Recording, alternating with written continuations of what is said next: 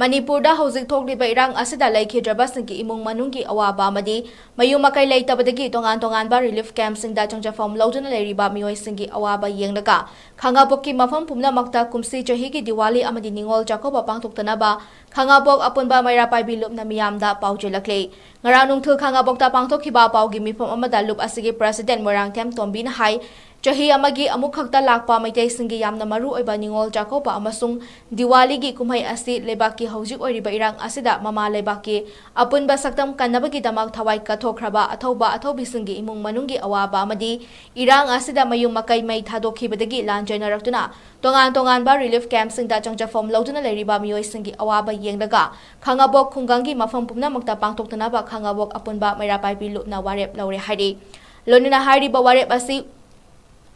Hariba warep asigi wangmada kanagumana kumhai pangthoklamba tarabadi maduda tholapa afafata ki tekcha pumnamak masa-masana pujagadabani haina mahakna phongdokhe